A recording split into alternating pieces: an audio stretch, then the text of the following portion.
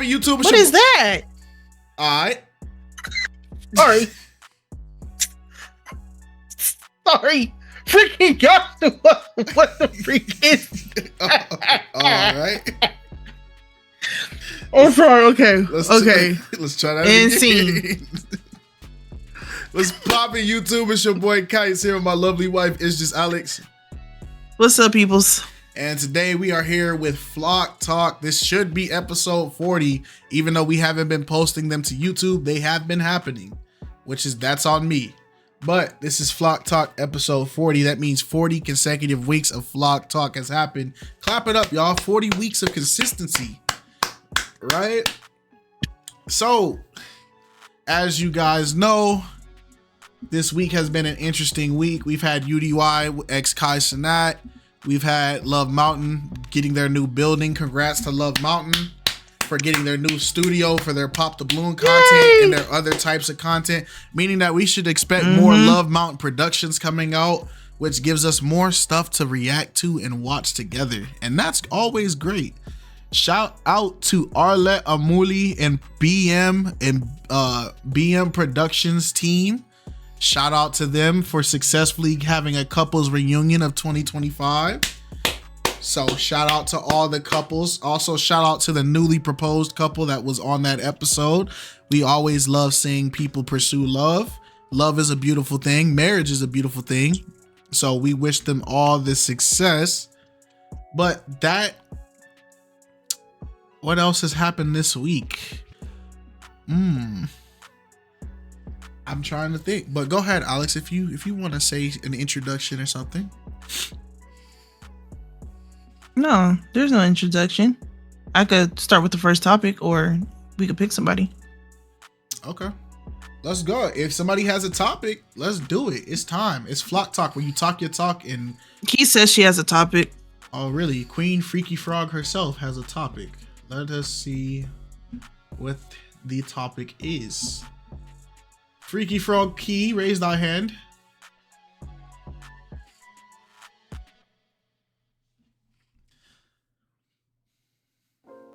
Her freakiness. Not her freakiness. Who said that? Your best friend.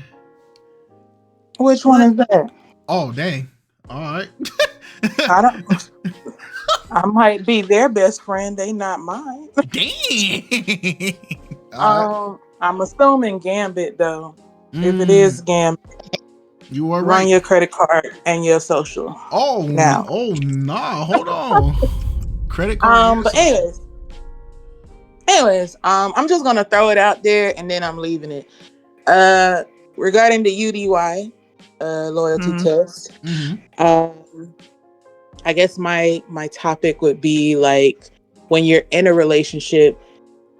And well, if you are on friendly terms with your ex, like you're not, you don't hate them and y'all aren't spinning the block on each other and you're in a new relationship, can you not still be friends with your ex? So if you start a new relationship, are you still allowed to be friendly with your ex, essentially, right? Right. Okay. Anybody want to speak on that? Go ahead, start raising your hands. Alex, you want to go first? Oh, I was typing it out.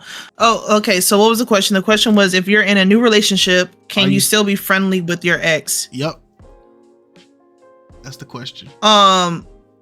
You can be, but should you be? Probably not.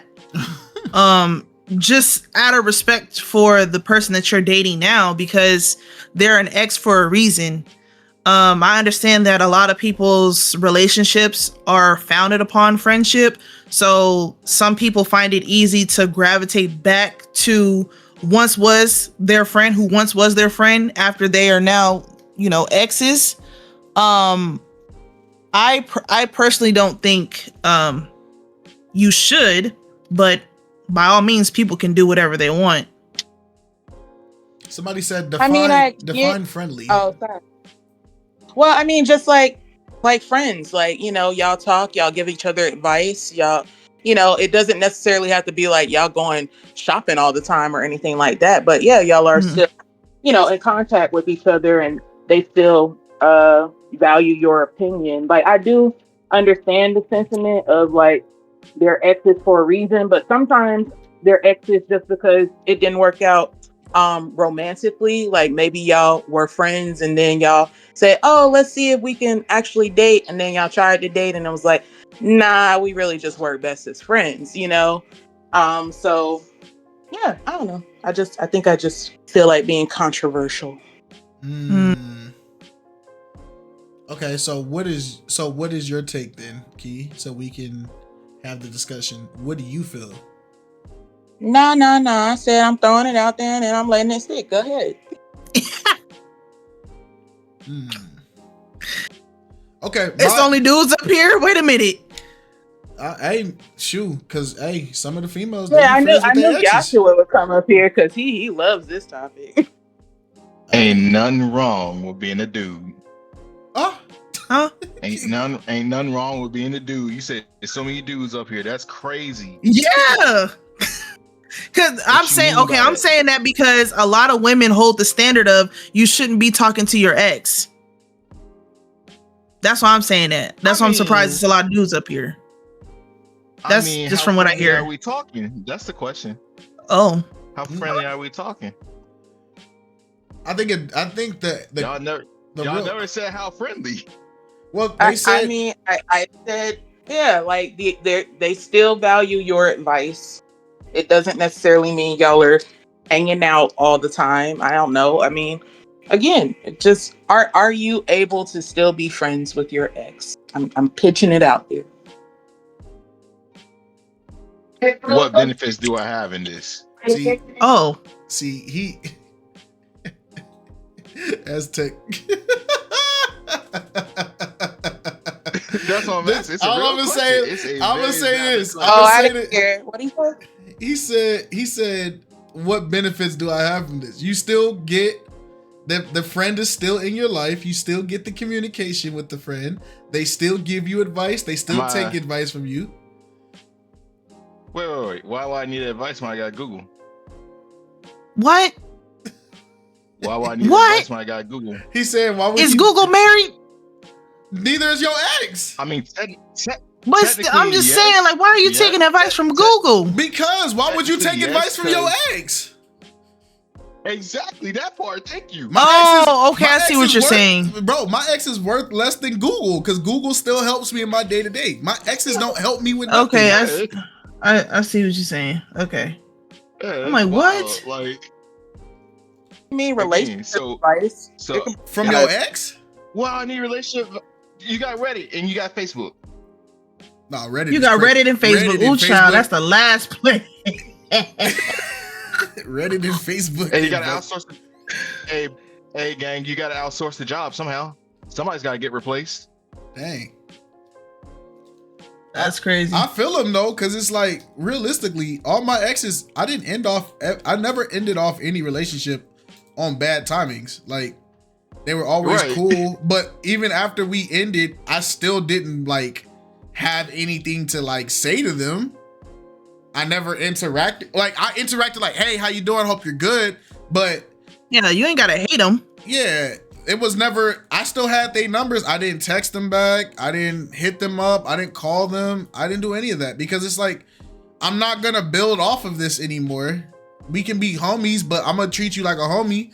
I don't call my homies now. My homies call me, so I'm not gonna call you. If you call me, I'll answer, I guess. But nah, it's I've always been in the mindset of what an ex is an ex for a reason. You're crossing that person out. I have the same mindset. They're gone. They're off the team.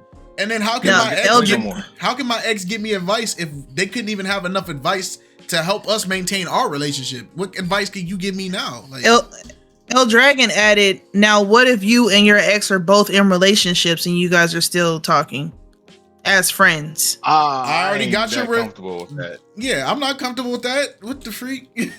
I don't care if you're in a relationship or not. Look how many when you got a whole nother man. Exactly. It's like, because now I feel like I'm violating, because how does my partner feel? Why does my partner have to compensate their feelings to be cool with my ex? They're there to be my partner officially. If you come in to do the job, imagine you fire a chef, but then you have the chef still come in and give advice to your other chef that's running the kitchen now. Like, I'm gonna go home. You don't need me to cook then. You got him back up in here cooking. Let me just go home then. Like, nah, I'm cool. Yeah, I had a wild one. I had some wild experiences. I ain't going to tell them all, but yeah. Let's just say I backdoored somebody, bro. Oh, like, nah. It's not gonna be good. Oh no. Yeah. You need to repent, brother. Yeah, you need to repent, brother. I did that last year too. Huh? Yeah. Yeah, nah, I'm good, bro. Yeah, I went on a mission, you feel me? I was on a mission and I passed. Yeah, no, I'm not doing that, bro. I'm a good citizen. You said you owe yourself. I'm trying to repent, bro. Are you? I've done my dirty deeds. Are you? Yeah, I believe so. I'd like to say so. I'm hoping so. Well, I mean, it was my ex. She ended up dating my best friend. She tried to backdoor me through my best friend, and then I backdoored my best friend twice after he got her pregnant, and then I dropped them both. I came out clean in this. I went on Assassin's Creed, bro. I did what I had to do. What? Yo, what? Wait. Somebody So I was with her. Uh-huh. And he took my sloppy seconds. Uh-huh. And then she dropped him that morning. I backdoored her that night. And I went to work the next day. Jonathan, go take a lap, bro. Go take a lap for that gift. Go take. It's not funny. It's not funny. No, I understand, brother. No, I understand. Right. How are you feeling? I felt great. I got revenge. Oh. So they lost because they got a kid together and they not together. And I'm Jonathan, clean. let me know when you come back from that lap. Are we celebrating the broken home?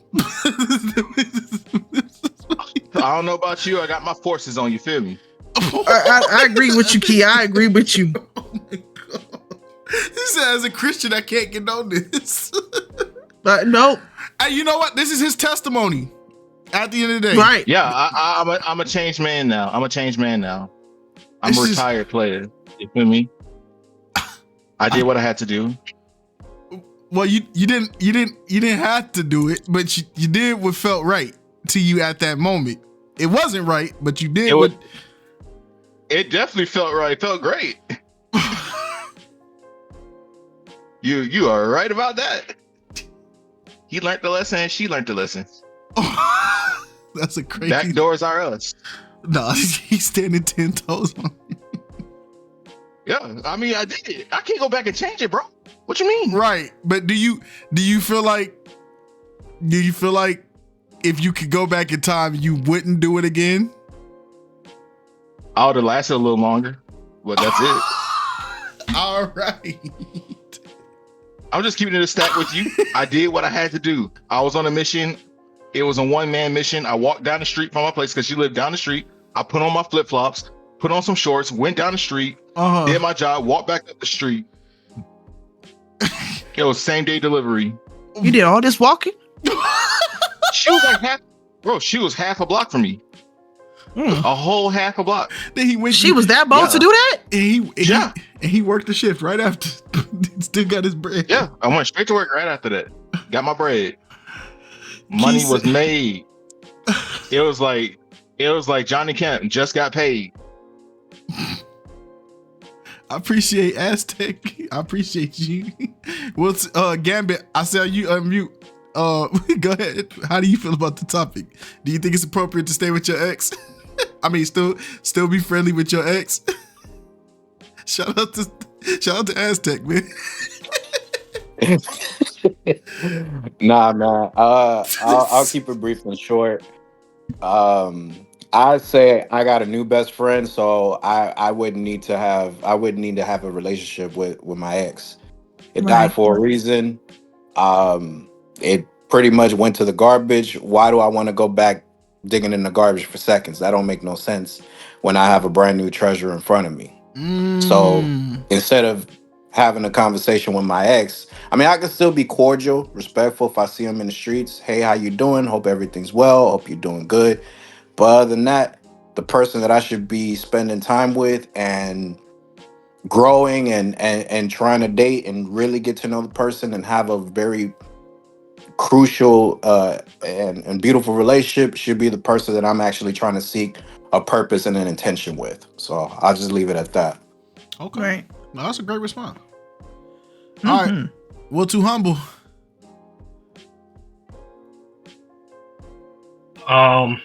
I think what I just heard from Kites and Don't, whoa, whoa, Aztec. whoa, whoa, whoa, whoa, whoa, whoa, whoa. I'm saying Whoa. as an opinion. I'm saying as an opinion, not. I'm saying as an opinion. I'm saying as an opinion, not saying you said it right. I'm not saying that. I'm not saying it like that. Like I know you thinking, Kites, but no, that's not what I'm saying. That's not what I'm saying. If that's what you're thinking, no. What I'm saying here saying is that just having a ex is. I mean, obviously, it's like there's no reason to have an ex for that reason, especially listening to, Aztec's take on it. Like there's a reason why you're not supposed to have your ex around. There's no reason to sit here and have an ex. Like having an ex, so many complications can happen. So shoot, literally jealousy can just be in my face if we were to just sit here and all go out to dinner. Literally, like you sitting up there laughy, jokey, things of that nature, and I'm sitting across from you, just up there, just looking at you like, dang, that was us one time. Oh my gosh, you sitting up here doing the same thing we was just doing. Dang, ain't that something? Wow. I wish we had this type of energy, but for some reason, you saved it for somebody else. That part. Oh, that's the case. Then I'm completely good on that. I'm completely good. I don't want to sit here and be, friends with an ex. That's crazy. That's crazy, bro. There's way too many history. Way too many history, especially depending on how long we have been together. Right? There's way too much history. I can't sit here and be friends with you. I can't. And then, like I said, you got somebody else coming into the picture who I, gotta get to know and stuff like that. Absolutely not. I'll take my chances elsewhere with ease because there's plenty of them out there. And I don't think it'll be as hard to look for someone brand new in 2025. And that's all I got to say. He talking his talk. He said, I don't need none of that. Hey, shout out to humble, man. Yeshua.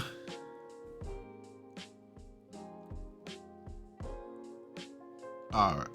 Hello. Do you think it's appropriate to be cool with your ex while you're in a new relationship?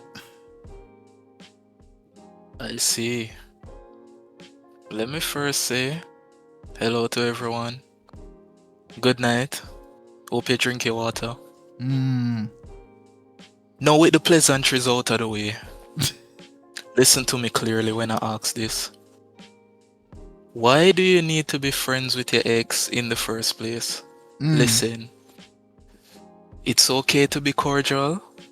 Okay, once you split, nothing wrong with no bad blood, nothing against each other, but why will there be friends? Speaking from personal experience multiple times, there will always be that romantic undertone and there will always be a sexual undertone. Always. Yes, both of you agree that there will be boundaries, but that undertone will come out. Probably you look at each other and a flashback happen, and then you'll have to catch back yourself and say, whoa, we're not together anymore. Or you might just be there and you hold hands accidentally and you hold hands for too long and you say, oh no, we're not together anymore. That's just leading to, that's not wise. The feelings will always come back up to the surface, and the reminiscing and the nostalgia and all of that will always come back up. Now, with that being said, it is extremely, profoundly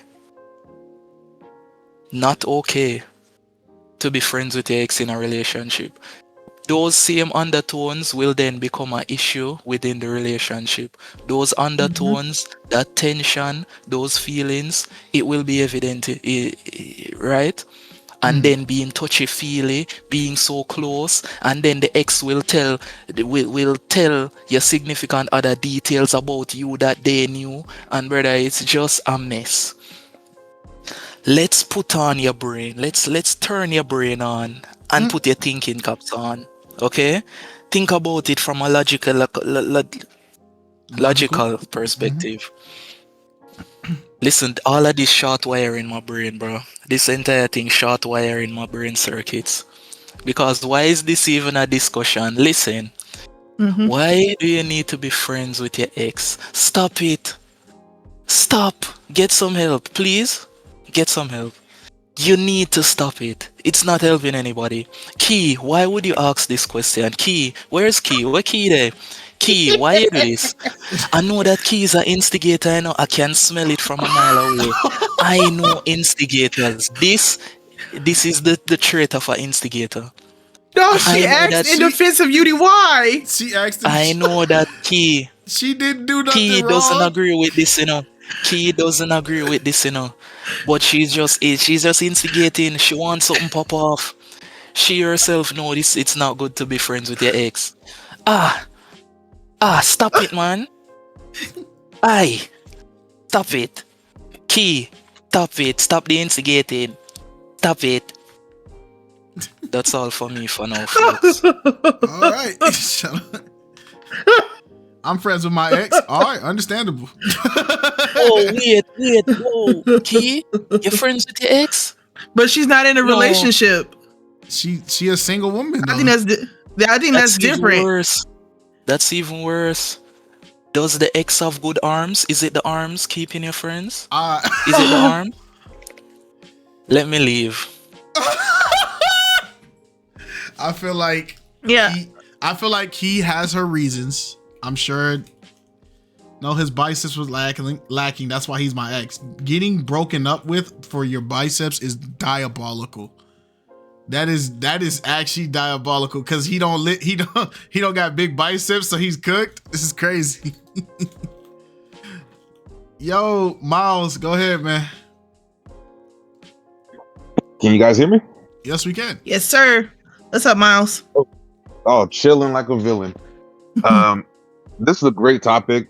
First, I just want to start off, Alex. Thank you so much. You saved my butt a couple weeks ago. I appreciate it. You saved my butt. I almost got booed out of a comedy club until this Muslim came in, and he was like, he said, "Oh, I like to eat McDonald's," and I had no joke at that point, and I just remember everything you said about the McDonald's food, and I told him, man, by the time you pray, the food gonna get cold. And then the crowd just was going crazy, and I was like, "Ooh, I got it!" And I just remember everything you said about the McDonald's food and just how whack it is, and I just kept repeating everything you said, and it saved me because I was struggling.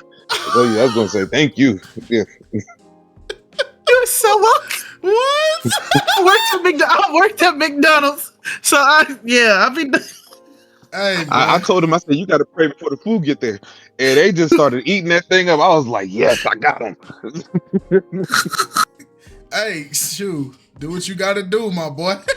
You got in some real trouble. I'm like, what I do? When you're a comedian, man, it's like sometimes you got to just listen to people, and sometimes people give you information in life and you just take it and run with it. You never know when it's going to come out.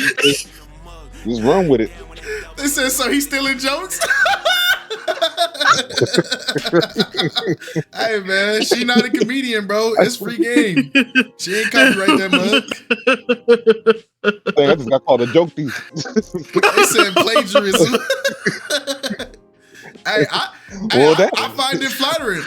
Bro, if I ever look up and I see a comedian saying stuff that I be saying on these videos, bro, I find it flattering, bro. That mean I made it for real. I'm in the comedy section, bro. Put me on tour. I'm about to be lit. Yeah, he probably didn't get all of what I really wanted to say with what they be doing to y'all food at McDonald's, but that's for after the Well, flop. I only said about the French fries being cold. You said it got 6 minutes till the French fries are stale. That's the Yeah. one I ran with the most. Yeah, that was the piece I ran with. Alex out here saving careers, man. God is good. 7 minutes on the dot. As soon as it hits 7 minutes, they gotta make you new fries, man. And They supposed Muslims, to. they pray. Muslims pray a long time. It just worked. It was a good joke. It was like,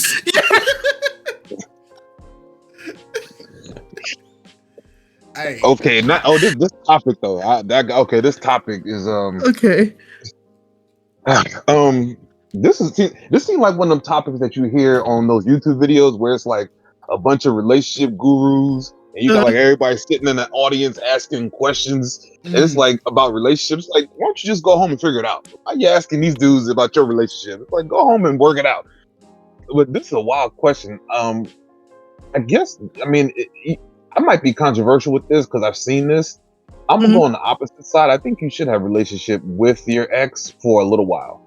Like, I don't believe it just cold turkey, just we done. Because if you got a long relationship with your ex, that's hard to just leave cold turkey.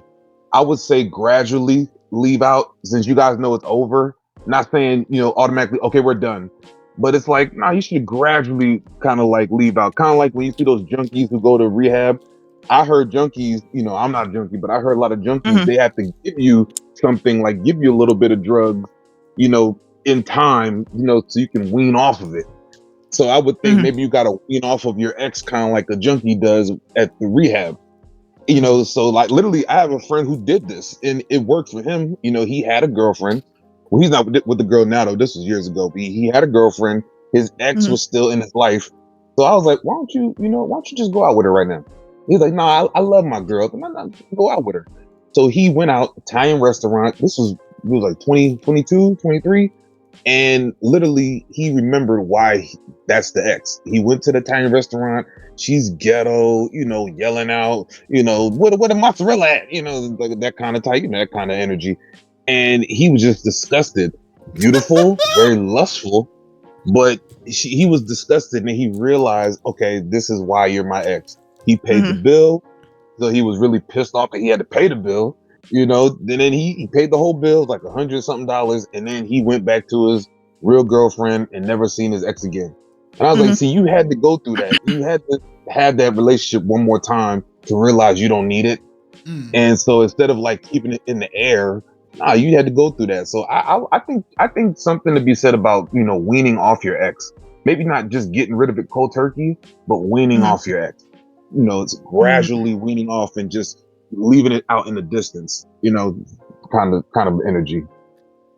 Okay. I think the problem with the weaning is for people that should wean off of their ex, so to speak, they're the type of people that jump immediately into another relationship. So they don't give themselves time to actually wean off of their ex to where that it doesn't have to involve another person, if that makes sense.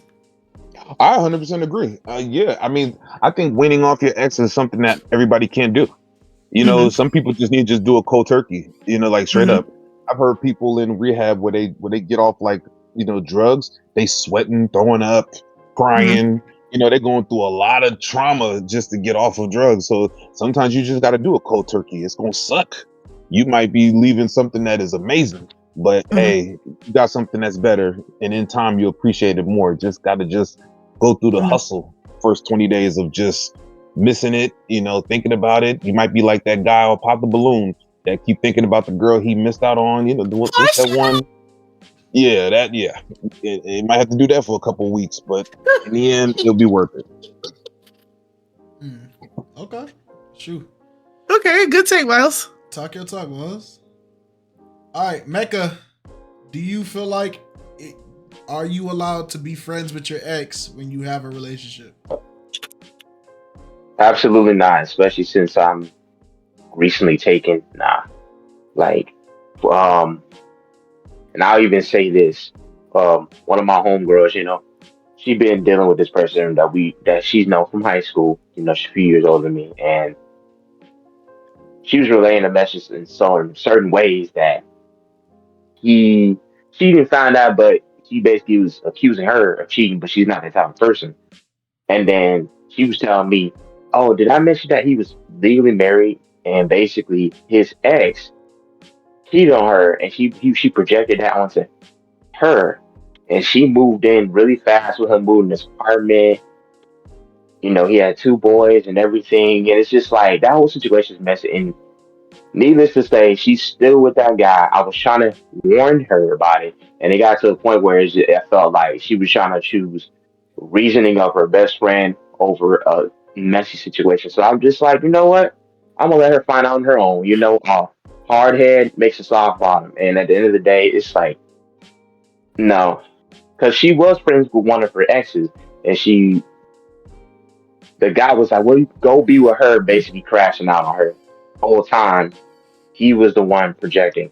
And who knows, he could be doing dirt too. So I think the moral of the story is no, because that situation can get messy. It can get people unalived True. more than anything. Shout out to Mecca. Hey, he talking his talk. The Shambam said, I feel like it can make for an uncomfortable or awkward environment for the new partner, because what are you doing with your ex that you can't do with your new partner? And then Shambam also said, I feel like staying friends will leave lingering attachment and feelings to each other. I agree. I agree. Lynn. And hey, big shout out to Hefty Nitro, the heftiest of nitros, for being up here. Shout out to my mod team, man. Shout out to Demetrius in the chat, appreciate my sniper. And shout out to Verse for being here. 2G1A on top. You know what happens. But Lynn, go ahead. Talk your talk. Hi guys. Haven't been here in a minute. Been doing some schoolwork, working on my second bachelor's. So but anywho, should you be friends with your ex while you're still in a relationship? I say no. As a woman, after God's heart and a person that He made for me to be my future husband, I feel like that shows a lack of disrespect for him if I'm still befriending a person that hurt my heart. Because I understand I'm a forgiving person, but I'm telling my current person who will be my husband how this man hurt me, and he's probably thinking in his head, why are you still friends with this person who hurt you? First, that's showing I don't have no boundaries. Second, that's showing to my future that I have no respect for him and how he feels. It shouldn't always be how the woman feels. If you take away my best friend, you take away my identity. Girl, ain't nobody worried about that. You got to worry about your current and your future. That man ain't going to be with you in the hospital room when you giving birth to his big head babies. He's not going to be in there when y'all paying bills. He's not going to be in there big hurdles of your life. It's between you and your future, and you're worrying about the wrong thing. So no. Right. We need to look at the bigger picture and things. And if you're a woman of God or a man of God, we need to see, are we giving our respects to the man and the woman that God provided for us? Because He's just not going to give up His children willy-nilly, knowing that this person is about to hurt him or them. Like, no. That's also a child of God. So why would I think I want to hurt him at any slightest point? Don't make no sense. No, I feel that. So that's a no-go. That's a no-go for me. You can read the chat. No, you're welcome, Lynn. Good job. Shoot, talking your talk. I felt that. Hey, but it's real, y'all. It's real, because I told my little sister about you, and I said they're one of the most humblest couples I've ever seen on YouTube. Oh, we appreciate that. They're real. If you're going to aspire to be like somebody, if you can't be like your big sister, be like them. Like I'm telling you, we don't see what they do behind the camera, but you could just tell from how they connect with each other on camera that it's sincere, it's God ordained. Because when it's God ordained, it don't have to be rushed, don't have to be planned out. It comes natural. It's soothing. We appreciate that. I've been telling people, y'all gotta get y'all one. Get you an Alex. They got big heads. Don't get one of these. They got big heads. Don't come with no warranty. They cook good. Is that hefty nitro? That's crazy. Is that the healthiest of nitros? The nitros don't take a lot, bro. It ain't cute. Nitros? Hey, hey, shout out Lynn though. Lynn talking her talk though. Shout out to Lynn. Say a word for the people's Nitro. Yeah. Hey, there it is. Represent Canada. Big Nitro, man. Hey, so, I like that discussion. So, Gambit, raise your hand. What happened? You had a topic. Okay. But go ahead, keep going. And I think Autumn also had one too, if Autumn is still here. Gambit. All right, I got a good one. And I'm stealing from Alex a little bit. Oh, everybody's stealing. Especially because it kind of hit me. Mm-hmm. And I guess the way I would ask it is this way. Could it be that certain habits, perspective, or unwillingness to change are causing you to miss out on the person that God intended you to be with? Is it impossible that the Lord already brought you your future spouse into your life, but you chose not to recognize them or accept them?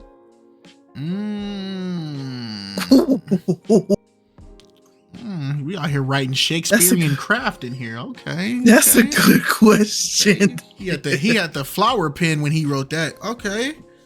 All right. Say that one. Say that one more time so I can understand and process with my small brain. That's crazy. Yeah, you ain't got no small brain, sir. Stop lying. I just, I need to simplify. You feel me? I need the hooked on phonics edition. I got you.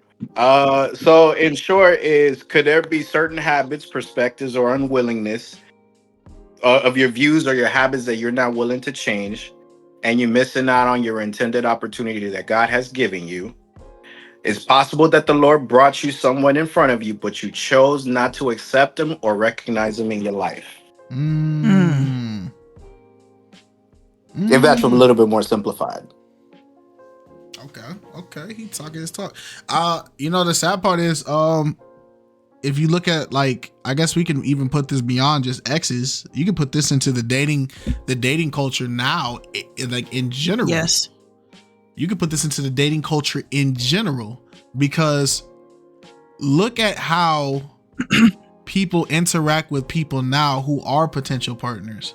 Like, even if we take Pop the Balloon into effect, how many times have we watched a Pop the Balloon where we listen to a person describe their perfect match, the type of person that they want, the type of atmosphere they're looking for, the type of characteristics that they want, and then we see that exact person that they described walk through the door like a magical, loot box and get rejected because they wearing gold shoes instead of silver shoes. You feel what I'm saying? Like, it happens every time. And then imagine Pop the Balloon is just a small percentage of the dating game. Look at the dating game in general. People are single. There's a lot. What's sad is when you start meeting people who are, that when you talk to them, you listen to how they are in character and everything that they say, you can sit there and be like, dang, this person is marriage quality. This person is wife material. This person's husband material. But then when you ask them, so what's happening in the dating game? And then you hear the fantasy standards of why these people are staying single. They have the important part of the mindset right, but then when you hear their reasoning, it's just fairy tale. I want a husband. I ain't found a dude who's not 6'9" yet. I ain't found a chick who ain't built like Kim K before surgery. Like it's crazy stuff on why these people are single. It's very superficial things. And I just be laughing because a lot of people go to bed every night and they ask God, give me my husband. God, give me my wife. And God then he's sent like 20 different perfect matches for you, but you would rather chase after what the world taught you need to be chasing after. And so now you just stuck in this bad loop. It's sad. It's really sad. They said why? No, Nitro do look like he about to tell me the coordinates to my next attack. Nitro, is that that new? Is that the new headset, Nitro? Is that the new headset? No. I wish I could help you all like that, but nah. I need to upgrade to the one that you've been advertising. Hey man, but even to spin off of Gambit's question, because now I got a topic I want to hear everybody's opinion on. Why are we valuing the superficial things over character? Character, and what else could you apply it to? Because character is very general. Character and qualities. Qualities, yes. So why are we valuing superficial over character and qualities? You guys can start raising your hand and just give me an understanding of why. Because there's a lot of good people who are just stuck single because they do this. Morals and principles. Qualities Thank you. is not attractive. Talk your talk, Gambit. Go ahead. Talk your talk. No, it's simple. Quality is not attractive. What's in front of you is attractive until you actually sit down and evaluate things. Once you sit down and evaluate things, I'll use this as a testimony, and I'll say it this way. In middle school, I had 2 girls I was actually obsessed over. Her name was Sasha and Tia. I went to middle school and the other one went to high school. The qualities that they produced, first of all, their mom did a great job with them. The qualities they produced were the fact that they were nurturing, catering, and they actually presented themselves as a wife material. At a young age, you never think about that, right? You don't think about that. You're only thinking about, oh, she's pretty, I want to date her. She's cute, I want to see what she's all about. The older I started dating and seeing different girls, the more I realized these weren't the type of women I wanted. And the more I realized I wanted somebody closer to these 2 girls that were inspiring in a relationship. After I actually sat there and evaluated and I said, hey, this is exactly what I want. And I'm going to try to see if I can find somebody that can meet those quality standards. Once I found that person that met those quality standards, I married her. And then I've honestly can say that I appreciate that quality, because that quality goes a lot more farther than the superficial. But in the meantime, the superficial is like a microwave. You just get it instantly and it's there for you. But you never look at the oven. You never look at the long term. You don't look at the 5-year, the 10-year, the 15, the 20-year. If you're not finna look at all that stuff, then there is no value in what you're looking for. You're just looking for whatever is 3 minutes, you're done, and then you go to the next. So that's just how I see it.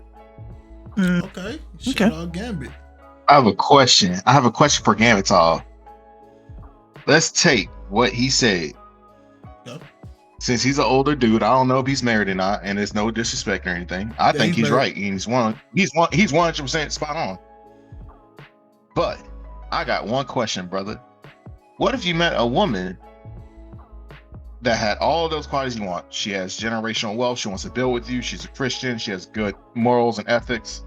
You know, she carries herself well. She's classy. But what if the physical package, what if God gave you a big back? What would you do? God gave me a big back? A person who's not taking care of themselves. They meet all those other qualities, but they aren't taking care of themselves. Exactly. They gave you Rasputin and you're Norbit. I married her. All right, you're a real one. I like that. I'd have done the same thing too. Because at the end of the day, you can go to a gym with your partner. Things, but I'm innocent.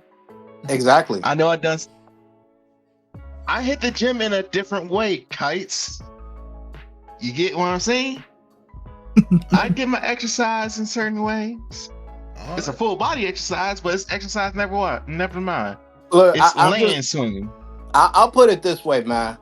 I'm not discriminating whether the girl is big or small. It don't make no difference to me, because realistically, as the older dude, some of the guys are gonna pretend, but some of the guys dated bigger girls in their lifetime.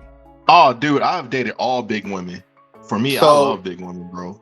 I there's don't like nothing skinny at wrong all. with.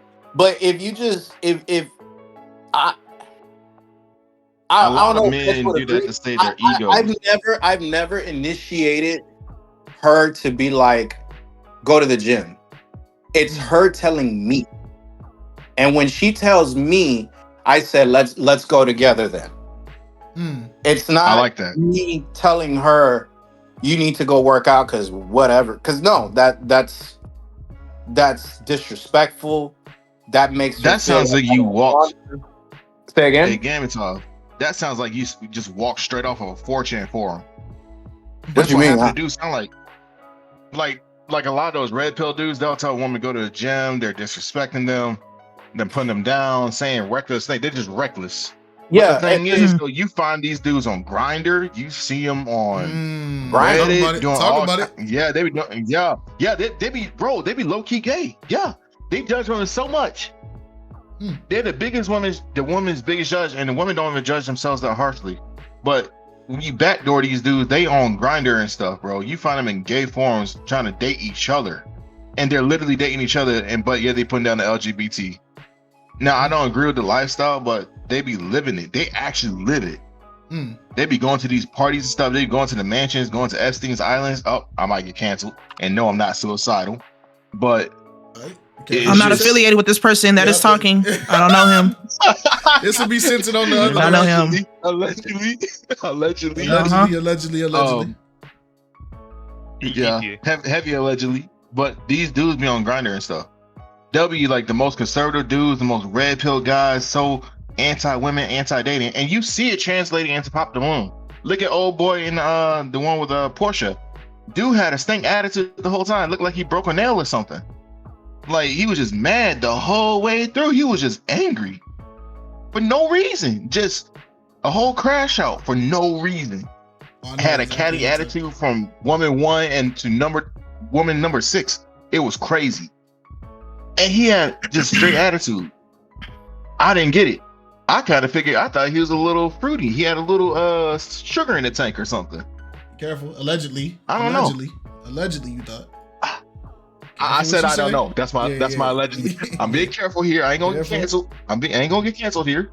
I ain't gonna cancel. Maybe he has an Eskimo brother, allegedly. I don't know. Yep, that's him. One in the middle. Man in the middle. Hey, shout out to Aztec. He talking his talk.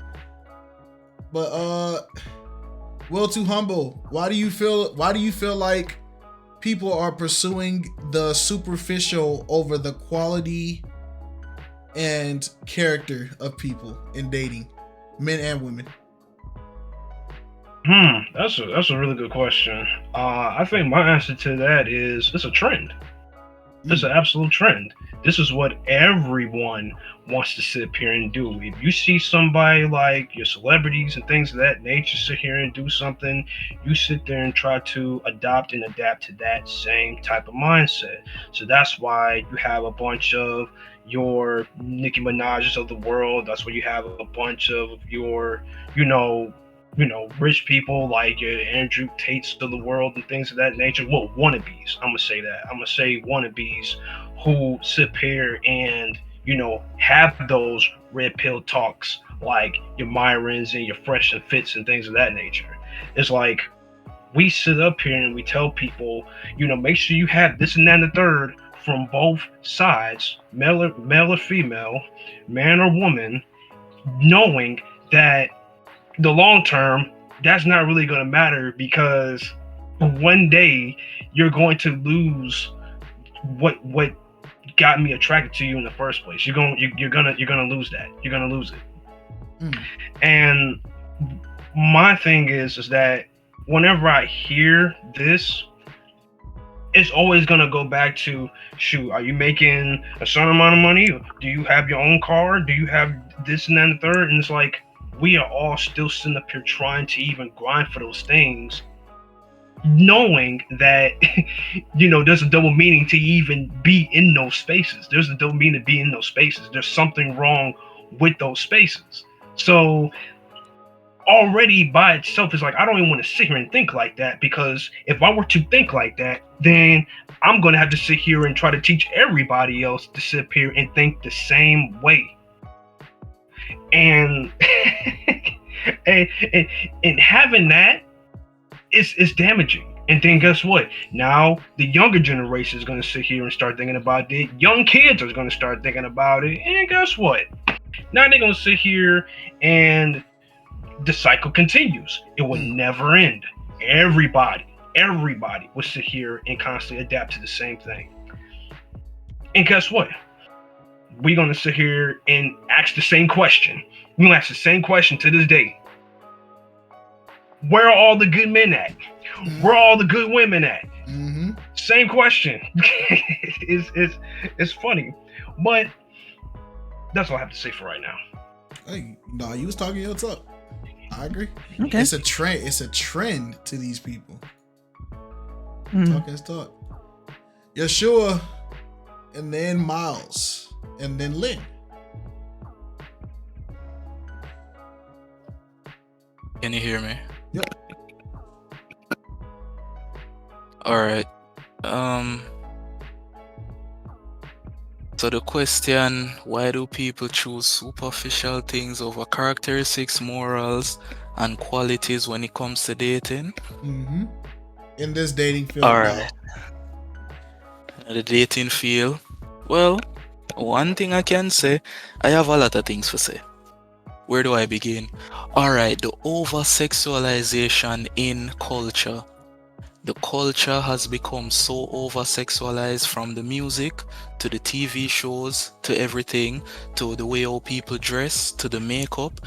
Nothing is left to the imagination anymore. Everything affects your dopamine levels. The things that you see, the things that you hear, causing dopamine spikes, the brain rotting, right? People are so hyper focused on things that are visual, what they can see, rather than what they can hear. Big example, I think we talked about it last night. People don't really read anymore. And I said it's easy to just turn on a TV or turn on a video, turn your brain off and just look. Correlating that to the dating market now, it's easy for people to talk, it's easy for people to internalize and introspect and think about these things and have the mindset and the thought. However, when it comes to visual stimulus, many people are weak to visual stimulus. They're not able to get over the physicality of something. So yes, they might have the brain and they might have the thinking for marriage. However, when they see something that they like, they just don't know how to deal with that. They just don't know how to manage not being led away by the visual aspect. And listen, we can even take it biblically. Listen, the Bible says the natural man cannot understand the things of the spirit. It's foolishness to him. Characteristics, morals, and these things are spiritual. So for somebody who is just fleshly, all they want is some cheeks, some buns, and they just want to see lily pads every day. It's hard for them to see the spiritual side of things, because yes, you hear them say, hey, I want a wife, but as soon as they see the BBL shaking in the sundress in the breeze, they're gone. As soon as they see the nice biceps and pecs and six pack, they're gone. Because they're fleshly. I'm telling you, bruh. And listen, this dating field, it's so skewed. People, and pride is another thing, their ego. Because people can protrude humility, on one aspect. But then at the same time, because their standards are so high, they believe that their ego and their pride, they deserve someone who looks a certain way. They deserve someone who looks the best, smells the best. If that person that they meet or get, yes, they have their standards mentally, but their ego is like, listen, I think I am the best, so I need someone who looks the best. And if I am with someone who doesn't look the best, that will make me look bad. That will make me look like I don't know what I'm doing. I want, when I walk with this person, everybody's eye turns. I want, when I walk it with this person, I get aura points. because I have a trophy on my arm, or I have someone who looks good on my arm. Bruh, we need to stop it. We need to come to the place. Why is it that you think blind people find the best love? People who are blind, they find the best love because they can't see. They don't have that visual stimulus. They don't have that ego to say, listen, I need someone who looks good to make me look good. They are able to fully, they can only go by what they hear and what they feel, meaning what the person does for them, what the person tell them, how they communicate with them. But for people with eyes, it's like, I don't know, brother, it's just like their eyes just blind them. Listen, I want people to try and date somebody with your eyes closed. Seriously. Try and date someone with your eyes closed and don't look at them until they're your girlfriend or boyfriend. And that's about it for me for tonight. Okay. Good job, Yasha. You was talking your talk. No, all of what he was describing was literally what I think about when I hear women say, like, no, especially on Pop the Balloon, like, he's cool, he's attractive, but he's like, he's not my man. Like, I want my man, my man, my man. And all of that be just lust fed. It doesn't make any sense. Like, no, Yasha was spitting.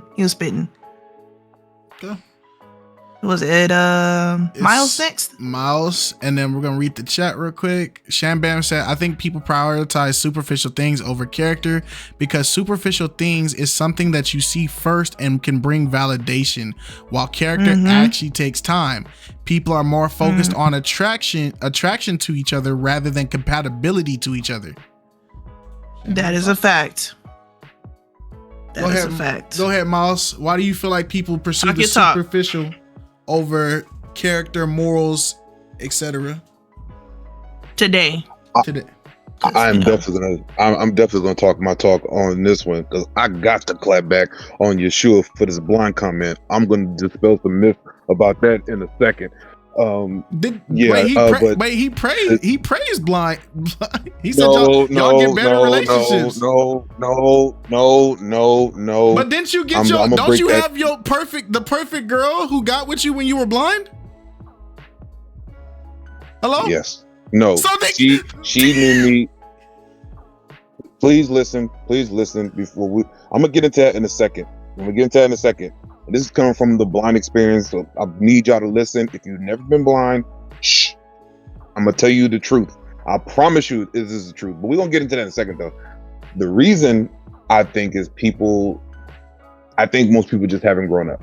I just think that's just what it is. I think this is a high school mentality. I think a lot of people haven't grown up in the sense they haven't, they're still thinking high school. And now you're just 40, 50, 30, but still mindset 18, 17. So they're still thinking like they're high school kids, but they're 30, 40, 50. I literally just talked to my grandmother, she's 86. I'm like, you're like a child, man. I'm like, it's like talking to a kid sometimes. And she's 86. I just think people just haven't truly grown up from high school. Every now and again, I think experience changes people. You go through life experience. That's where your mindset kind of changes. But I think people just haven't grown up. People still living the same way. You ever meet like an old friend from high school, be like, man, you ain't changed. Right. It's probably the same way the girls and the guys are. It's the same way. I just think people just haven't grown up. And I think that, like Gambit said, he said, middle school. I think some people, like he said, some people just haven't grown up and, they're still the same person they was in middle school, high school, college. They just haven't changed. Some people will, some people won't. The blind thing though, I get what the norm. It sounds nice. How do blind people find love? Okay, blind people can still visualize people. They don't, just because you don't see them, it doesn't mean, like, trust me, like, there's people that are blind. All they gotta do is touch your hands and realize you got fat hands and be like, oh no, I'm good. Okay, they can hear your breath. They can hear you talking and go like, how you doing?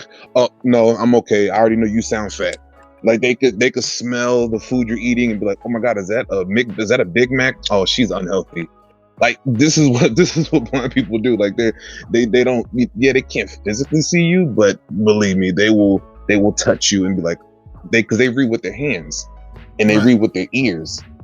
They read with their sense of smell. You know, if they realize like, you know, oh man, this room just got a lot smaller when you got in here, it's probably because you big. You know, they notice that stuff. They notice like they smell your fart and be like, "Dad, you don't eat vegetables." Like this is what they do. Like I'm serious. You know, if they hear you opening a bottle of soda and not a bottle of water, they're like, "Dad, you don't drink water?" Like this is what they do. So are you trying to tell me that blind people are more judgmental than people that can see? They're more detail oriented on the little things that you don't think about. He gave a safe answer. No, literally, I remember one of my counselors. I wasn't feeling too good, and she could just like, "I can hear in your voice. Are you okay?" I'm like, "Dang!" She read me like a book, and she couldn't even see my facial expressions, but she literally was like, "You sound like you're upset." Like she, you know, so they notice the little things that you don't think about. You know, I mean, that's usually kind of how it goes. So I'm not saying that they're not as superficial. I mean, they can be more humble because they did lose their sight. You know, it's like a person who's deaf. They can be a little more humble because they lost their hearing. But a lot of them are still just as superficial as everybody else. I promise you that. I know a girl right now, she's 45 and she's about 280 pounds. She showed me a picture when she lost her sight around 16 and she was thin and her hair was long. Do you know she believes that she still looks the same? It's been like over 20, 30 years. She thinks she still looks the same. I had to tell her, you do not. You actually put on a lot of weight. You're not the same. But she's never seen herself big. She's only seen the thin version when she was 16. She's in her 40s now. But delusionally, she thinks she deserves the best of the best because she believes she hasn't aged. She hasn't changed because she hasn't seen herself since she was 16 years old. It's like, no, you actually have changed. You should be more humble in your decision making. You know, but I think everybody, blind, deaf, 80, crippling crazy, I think everybody's superficial. I believe it. Hey, he talking his talk. Animals are superficial. I done see animals superficial. Don't even get me started. Don't even get me started. Our dogs are so bougie. Not bougie. Well, they are. Our dogs is bougie. They bougie. Just bougie. I just think it's a learning process. I think everybody just got to learn. I think everybody just got to learn. And then in time, you learn not to be so superficial, you know, particularly when you get more in life and more experience about all of life and stuff. That's pretty much how that goes. No, that's for sure. I was talking his talk. Shout out to the blind people, man. Talking they talk. Hey, big shout out to Gail at Night for popping into the live stream. There's two people that we always, you know, rock with heavy because, you know, this content creation game is mad difficult. We shout out Floridian Rollo whenever he's in here because Floridian Rollo is one of them people. Gail at Night is one of them people because, you know, they do other content. They be getting into content that I'll be scared to get into because the internet be eating me up and chewing me out, man. I'll be trying to mind my business, but shout out to Gail. They have really good talking points on everything. So she said I quit the game every day. I understand. Shout out to her. Hey, but let me read some of these dialogues. Man of War responded to Shambam saying, I think it's that the grass is greener on the other side mentality. Someone can check 14 out of 20 boxes they have, but they will always think, but I can have someone better. Or so much more. And then I also saw Fairy had put in here, so let me get to Fairy's comment. She typed it in the Discord chat because I did see it. Hold on, y'all been why is Andrew Tate salsa dancing in my freaking man? But Fairy said, I feel like the world is so superficial now with all the apps and even interactions. No one takes the time to have meaningful conversations, which is valid. And then Cinder, aka Verse, said there are dating shows when people are blindfolded and what they immediately do is feel around the body. You use your other senses to get a feel of the person. You can tell a lot from someone's voice, honestly. Hey, shout out to Cinder. But let's get to Lynn and then Mecca. Lynn, why do you? Oh, never mind. She already know the problem. My fault, Lynn. I forgot. My fault, gangster. Do your thing. So I'm sorry, but I feel like society has groomed people to wear a facade. Men lead with their pockets, women lead with their bodies. And when a man leads with his pockets, he gets a superficial woman. When a woman leads with her body, she gets a man that will use her for her body and nothing else. He don't see her brain, he don't see her degrees, he don't see nothing else, and vice versa. You want a man with substance, you want a godly man. You want a man that can be emotionally intelligent, emotionally aware. Yet he leads with his pockets. So no, he don't know what side of the street you go on. No, he's not gonna say, hey, what you like for dinner? Do you want me to cook? No, he's not gonna ask you how are you feeling, because you want him for his pockets. So when we have a society that is built on superficial, how can we look past the character? And I am a hopeless romantic, so I'm always gonna go back to my favorite movie as a child, Beauty and the Beast. Even though the rocky situation happened with Belle and the Beast, he saw her heart, she saw his heart. And true love's kiss ended that curse. So with a whole lot of people in this demonic era talking about, I wanna see what I want to see what a lady got between her legs. It is like, she's not a Honda, dude. She's a woman. You can't test drive her for 50 cents. Like, come on. I think once we stop leading with our bodies and we stop leading with our pockets, we'll get more respect from people. We'll understand our boundaries. And when you had I feel like when you have a relationship with an ex, it's a blessing and a lesson. You should have learned from that relationship what took place for you to move on in your next relationship. It was a blessing that you met this person. It was a lesson. So you should have jotted down them notes mentally and said, okay, this is what I won't allow in my next relationship, for men and women. But we tend to go with society. If I'm with a man out in public and society is like, well, that's not the man you need to be with. Well, hey, you didn't create this man. God created this man. So why are you turning your nose up at him? He may be my short little midget, but he's mine. I'm okay with it. I'm 5'2". I'm good with the short people. We good over here. So it all boils down to when we got to start asking the hard questions out loud when we're dating. Women need to cover up. As a Christian woman, I cover my head because in 1 Corinthians 11, it's talking about when Peter talked to the church of Corinthians, talking about a man who covers his head dishonors his people, but a woman who prays and doesn't cover her head, she dishonors. So I'm always covering my hair because when I look out in society and see how my Black women are and see how women are in general, where we're wearing bonnets and thinking that's cute, we're wearing our pajamas outside, I think it's cute. You're a disgrace to the womanhood. Like, get the boogers out your eyes, get it together, women. We gotta do better. And men gotta do better.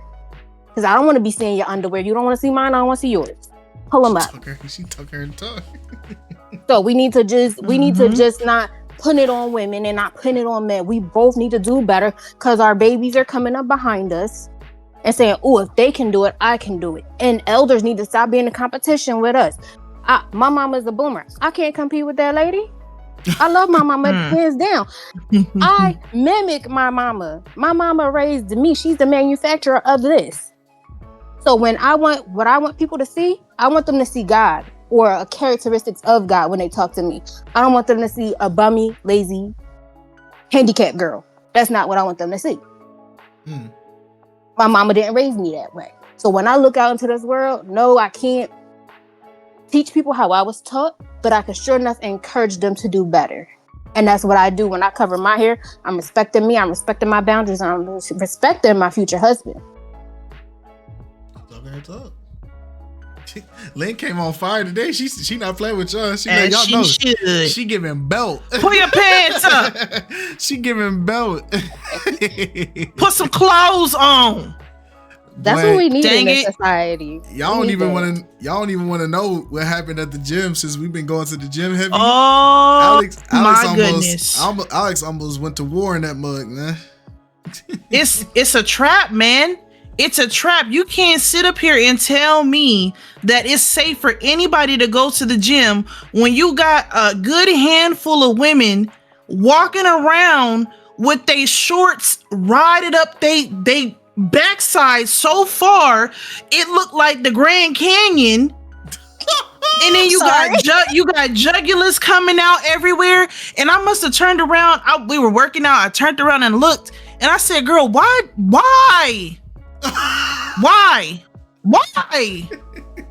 don't want to see that." And then I'm looking at Kite, and he looking up at the sky because he already know. And I'm just like, and I look around again, and it's like 3 more other girls dressed like that. I'm like, but they're the same type of women that complain and get on TikTok and YouTube and Instagram. I don't know why men are just always looking at me when I'm at the gym. I can't just work out in peace. But you don't have nothing on when you go into the gym. You're full on commando at the gym, and I can see it, bro. I was like, just give me back my money because I didn't sign up for this. Yo, bro, unzestify my chat, bro. Y'all, I'm about to Yeah. Hold on, y'all doing too much. Y'all doing too much zestification, bro. Chill out. Unzestify my chat, man. Y'all got it, bro. I don't need visual representation, bro. Y'all got it. Doing too much. It was just terrible. Kite, he must have looked at me. He was like, "Why are you irritated?" I'm like, "Dude, I can't even talk about it here." So he was like, we got home. He's like, "Why are you irritated?" I'm like, "Dude, I couldn't even enjoy my workout because everywhere I turned, it was a butt in my face or somebody's boobs in my face or somebody bent down in front of me in a way that you shouldn't be bent down. How are you bent down doing arm curls? What are you doing? What are you bent over for? You're curling your arms." I just couldn't do it. I was frustrated. That's why when Alex, I get it. Alex, I get you on that because I used to do deadlifts at Planet Fitness all the time. And when I started working there, I started handing out shirts like, "God wanted you to put this on, please. Put it on." Yo, I don't. Hold on, I'm talking about, y'all going on timeout. Is y'all cool, bro? I gotta put this on YouTube, you freaked out frogs. Chill. I'm about to bro, y'all about to get the images banned, bro. Y'all playing too much. Respect my brand, bro. Respect my platform. I'm being serious though. I'm being serious. Respect my brand. I'm being so dead serious now. Y'all doing too much. Chill out. Go ahead, Lynn. I'm just saying, I get it, Alex, because I never have fun going to the gym. I'm like, I'm trying to get in here and unbig my back. You have us walking around here like it's okay. And I'm over here trying not to suffocate with my boobs that guy gave me and I didn't ask for. Like, girl, move. And then you got the guys and then you got the guys coming up, "Don't you want me to help you?" Sir, get out my face before I put this dumbbell where you can't have kids anymore. Move. The dudes at our gym, they all looking at the ceiling. And the crazy part is, a lot of the women that be at the gym doing this, they be married. They be having a ring on their finger, but they be with their homegirls bent over at the gym. Next time you go to the gym, right? Next time you go to the gym, here's your thought. Guys love anime. I've never watched it in my life, but I've seen how my brothers got hooked onto it. I used to when I worked at the gym, I said, "Yo, put on anime. Watch how all the guys don't pay attention to none of the women in here. They forget they're here to work out. Put it on." And they put it on. They forgot all the women were there. I'm like, "Yo, see, that's what we're gonna do from now on. That's what we're gonna do." And they put it on every time. I was like, "See, there we go." And the only thing I watched about anime when I did was the food, so I don't know nothing else about it. It's the best part. That's the best part. I'm not gonna lie. Oh, we got anime restaurants here in Philly. I will get me a doggy bag to go. The accent came out. It's over. What accent? Nah, you got it. You got it, little son. You got it. We don't have an accent. Nah, you got it, Toy. You straight. You straight. Okay, who's next? Shout out Lynn. Shout out to Lynn. I love Lynn. That Philly accent. No, Harmonize has an accent too. Harmonizer got an accent? Yeah, she does. Nah, I need to talk to y'all more in this Discord, man. That's funny. She said a doggy Okay, I bag. think it's Mecca. She said a doggy bag. Hey, that accent came out strong, boy. Mecca, go ahead, family. Oh man. I got a whole list of this. Talk your talk. Yeah. I'll say one of the reasons is, capitalism has just played every aspect of our lives. You know, trauma is definitely a biggest one. We have a lot of people with a lot of unresolved trauma. Mm-hmm. Um, Vanity, of course, is definitely another thing. This one ties into the trauma. A lot of people's inner child, they don't tend to their inner child. Another one is I've noticed even with some of the dudes, around my area is a lot of people are NPCs. They lack depth, and then they want somebody that's deep. It's like you don't resonate on that frequency, sir or madam. Like, let's keep it Okay. 100. Like, you don't. Another one is, and this is going to be a little more controversial. Many people that I know or don't know, but many people love chaos, not peace. If you ever see certain relationships or marriages that are built on chaos, do they last? No. They may stay for a fun time, not a long time. And then they're wondering like, what happened? And it's not based on the true essence of love. And yes, we have, arguments and whatever in relationships, but it's that silver lining and compromise. Some people are just genuinely intimidated by others based on their light that the creators have brought for us. Um, a lot of people misconstrue the term of being assertive with aggression. They're not the same thing. They don't mean the same thing. That's why if somebody establishes their boundaries, they're automatically a jerk or they're automatically mean. They're automatically antisocial, and it's just like it's rather annoying to deal with. A lot of people lack self awareness, and a lot of people we have to realize do not want to change. And then when they get out in this dating field, they're not being considerate of the other person and what they're going and what they got going on. The biggest thing I've learned is that in psychology, you got the three aspects of the id, the ego, and the superego. The id is like the primal. It's more almost instinctual. There is no thought process, no rationality, nothing. The ego is about self and the preservation of self. The superego is about others and doing one to others. A lot of people out here are still stuck in the id stage. They're still stuck in primitive. They're still stuck in caveman, cave woman. Talk your talk. They think with other parts instead of their head and their heart, and then they wonder why what happened. There is no level of reconciliation, and half the time it's very annoying because it's just like, look at how you speak to people, look at how you talk to people, look at how you treat people, and then you wonder, oh, she didn't want me, he didn't want me. You have to look about the same picture and look within. So I'll leave off with this is that there's just going to be a lot of people who going to choose to see people as Pokemon cards, where you gotta catch them all, you gotta smash them all, and that's not what we're supposed to be doing here. We got the game messed up. That's true. But that's it. Hey, thank you, Mecca, talking this talk. I see Gambit back up here. Gambit, did you have something to say? Or did he type it? Nah, I was typing. My bad. Nah, I was just gonna say that something that somebody said in the beginning. He mentioned something important that kind of caught my eye. He said something about the kids. So, eventually everybody's gonna get married or they're gonna have some type of relationship with somebody, right? You gotta think to yourself, a lot of people in our past kind of messed us up, and this is why we are a statistic where we have like divorces, baby mamas, and all this other stuff. So now that you're in this position yourself, do you want to continue that trend yourself?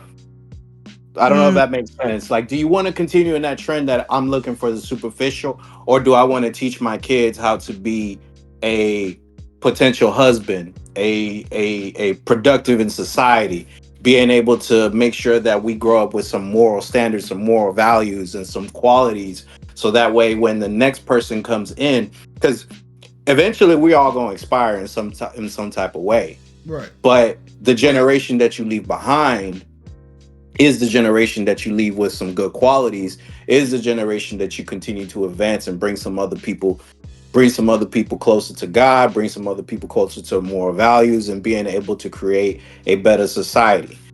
I always look at it this way. My kids are always watching me and they imitate the little things that I do, whether it's in video games, anime, or whatever the case may be, if I look at something superficial. So the best way to always make changes is to set an example and and try to not have them see the superficial, but have them see the long-term stuff. And so I just wanted to add that part because I think Kites a few weeks back you mentioned like it was with the pop the balloon with the old folks, where the old folks can't even make up their mind of what they want or who they want to have as a potential boyfriend or whatever. Right. If it's that difficult at that age, then that means we're already screwing ourselves and the generation next to you right afterwards. Yep. So I just wanted to add that. Hey, talk your talk. Talk your talk. I appreciate that, Gambit. We got Harmonizer up here. Harmonizer, it's your turn. Why do you feel like people are choosing the superficial over the morals or the what other things did we say? Over morals, characteristics, and qualities in dating. Mm-hmm. You can unmute at any time. Can you hear me? Yes, ma'am. Yes, ma'am. So, I'm the older generation. I feel like some of my generation messed up some people, and the generation before mine messed up people, but it also just has to do, in my opinion, with this world. Yes, I'm getting all godly on me, but basically, we've got to realize that you need to be with God more than the devil. The devil's going to try to get you to do things. Yes, we all have, issues that we've gone through, and people have done mistakes, but you need to repent, ask forgiveness, and say, hey, I'm sorry, God, and continue to have him help you through your day and day. As far as material things go, I know I had an ex who always was buying stuff, and it just was ridiculous because even though I don't care about material things, at the same time, it was just like he would buy stuff all the time for himself and not for myself. I even have a cousin who's going through that. She's married, and her husband's always wanting to do what he wants to do and not her. And I don't think that's right, but it's not my marriage. It is what it is. So, but I just feel like, find somebody who you can tell isn't into what's in the world and what materialistic things are out there. You need to find someone who's trying to focus on God, trying to focus on themselves, trying to focus on being a better person, and just, not somebody you can tell that you do not need to be with. So, but that's all I have on that. Hey, talk your talk. Thank you, Harmonizer. I did not hear the accent. I felt betrayed. No, it's there. It's there. She was speaking too humble. All right, Miles. Because I think Nitro is just moderating. You know what it is with accents. Like you got to hear our accents when we get pissed off, because like then you start like hearing, oh, you know where they from. Like that's kind of how that. You got to make her mad. You're gonna hear exactly where she's from. Yeah, I know them Philly accents. They are cousins too. You know, the tri-state is Philly, New York, Jersey. I already know what it is. Like, yeah, piss them off and find out where their accent from. You start hearing it clear as day, just like Cali, same thing. Make them mad. We don't have an accent. We talk proper. Y'all have accents. We don't. Proper. Yeah, y'all talk real gutter, and y'all gotta dance with the gutterness. Gutter. I'm appalled. Gutter. Come on, y'all keep it gangster. Anyway. Little urban. No, you know, I wanted to say something, man. Everyone, we all kind of saying the same thing. Like I said, I just feel like people just 18 years old still. They haven't grown up yet. But it was funny. So like, when I lost my sight at 23, I remember clear as day. My best friend named BJ. He had 2,200 Instagram followers. So when I lost my sight, I just left the world. I never, I call it leaving the world because I literally left. Think about your eyes closed for 6 years. Can't see nothing. So I just shut my ears off as well. I just didn't care. I just left the world. It was like being in a prison. So when I got my sight back, I went back on Instagram and I seen that my best friend, he still has 2,200 followers, but he's following 10,000 people. And I'm just like, okay, well, you don't know 10,000 people. So what is going on here? So of course, I'm on Instagram and I seen like on the algorithm, I seen like an actual like IG chick and stuff like that. I clicked on it and I seen, oh, he's following her.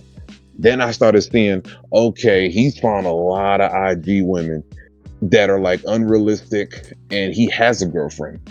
And I'm kind of like, okay, what are you doing? Like, I don't think this is healthy for your relationship. And, he's been doing that for the whole 6 years when I was, out of this world. And he told me a lot has changed since you left the world. You need to go back and do your research and see what people are doing nowadays. And so, of course, I did. And I just want to say, like, I was very, like, seeing how the world changed in 6 years, like, watching the stuff that I didn't get to see. I lost my sight. I think the hottest song was Truffle Butter, if I'm not mistaken. So it was a lot of stuff I missed, over the years. So listening to all the music and what they were saying, seeing the imagery of all the stuff, I'm like, oh my God, this is what you guys have been watching. And, he was under the impression that it was going to change me. Like, oh, I'm going to watch everything that came out. I'm going to start being like everybody else. And I'm like, well, no, I was my own man when I was younger. So nothing's going to change after I see it. You change because you're so caught up in society, not me. I was like, this stuff doesn't define me. I'm going to be myself regardless. And I'm with everybody else. I think people just let the society get to them and don't have a mind of their own. And they still got that 18-year-old mentality. And it just takes them, stepping out of society in a sense to kind of just do your own thing. Unfortunately, everybody don't have that means of stepping out of society. I've been in situations where I had to step out of society and learn to be my own person. Me growing up an only child actually played a big key too, having to do my own thing growing up. That helped me out as far as being my own man, So it's just like, I just think some people just got to figure out how to be their own person, how to figure out how to do things more independently and not worry about what everybody else got. I got to have what everybody else got. Just do your own thing. But it just takes time. Everybody got their own journey, I guess. No, I agree. Comparison and validation from others will rob you of pure joy and the things that you should be doing for yourself. Shout out to Miles. That is a fact. Okay, let's talk. What's up, Jules? How you doing, brother? Happy birthday, bro. 1, thank you. 2, I joined on a little bit late, so I'm kind of lost on what topic we're talking about. It is, why do people choose when in the dating scene now? Why are people choosing the superficial over things like character, morals, and quality? Alrighty, I would chalk it up to social media and seeing, and I can kind of relate to this because I went through something similar with my ex. I'm not going to tell all my business for obvious reasons, but the long story short of it is, she basically started comparing our relationship to, and once you hear the analogy I go with, you're kind of going to understand where I'm coming from. So she compared our relationship to Joker and Harley Quinn. Because when you see in the comics and via Batman's media, you've seen that Joker treats Harley Quinn like trash. Am I correct? Yes. So she started comparing our relationship to their relationship because she went through a lot with her previous ex before I came along. So she was essentially comparing our relationship to her and her ex's, which in turn compared that to Joker and Harley Quinn's relationship because So she she got treated projected it. bad and Yes. She pretty projected much. it. Yeah. Pretty much. And that's kind of where I fall within that area. I feel like it's chalked up to social media and what everyone sees, like on TV and stuff. That's where I think society gets skewed and why, essentially, to answer your question. Yeah. Talk your talk. No, I can see where he's coming from with that, because I do feel like people today, especially with social media and how things are going, people sometimes innately internalize other people's lives and try to take it on as their own. So when you see somebody successful or whatever they got going on in life, and you think that you should already be doing that in life, or you should have those things in life, or you should be able to obtain those things in life, you kind of like you kind of internalize that as if like that is your life, or you start feeling like, no, this is what I need to do. This is what I need to have because so-and-so has it. And it's kind of like that saying, I can't remember who said, I think it was Kite. I think Kite was saying like comparison is like the thief of joy or something like that. What's the saying? Comparison is the thief of joy. Yes. And constantly people are comparing what they see online and what they see other people have, and a lot of times people idolize their fantasies. They idolize the things that they want and desire so much to where that it kind of skews their mindset. Just because you fantasize it doesn't mean it's intended for you to have it. Just because you want it doesn't mean you need it. If that makes sense.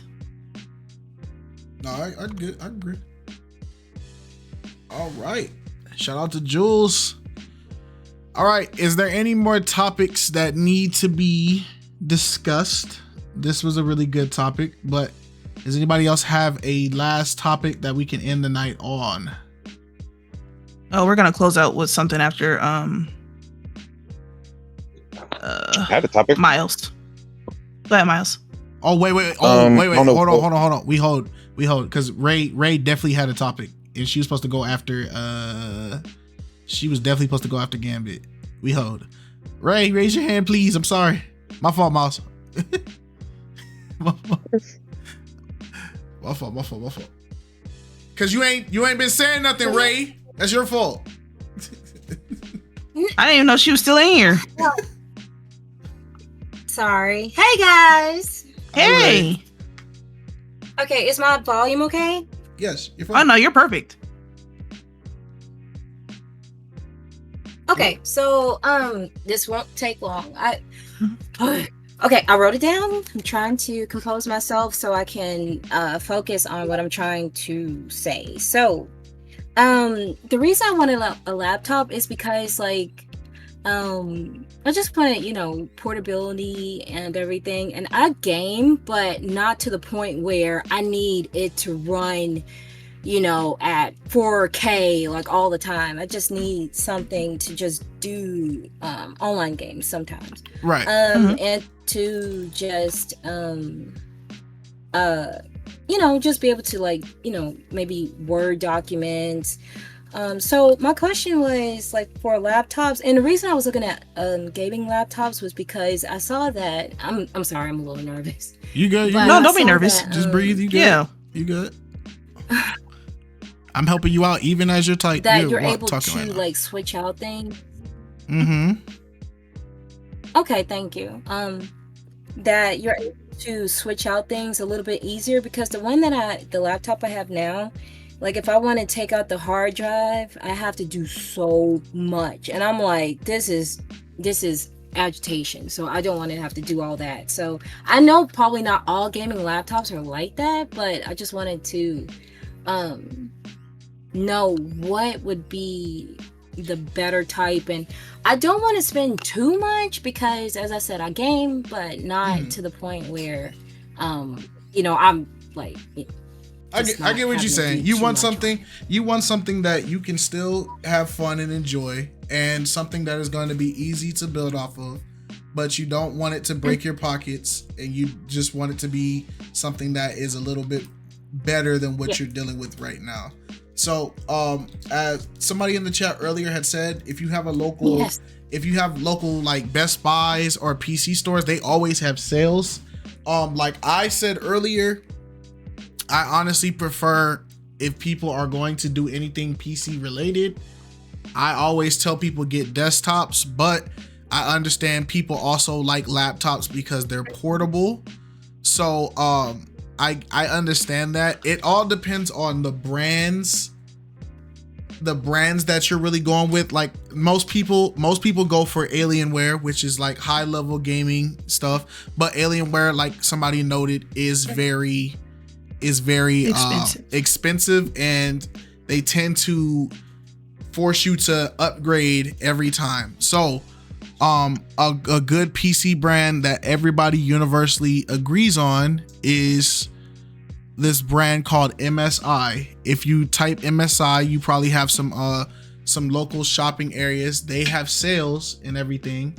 Now, when it comes to fixing up your laptop, that frustration you have is the frustration that comes with laptops, because laptops were not designed for them to be.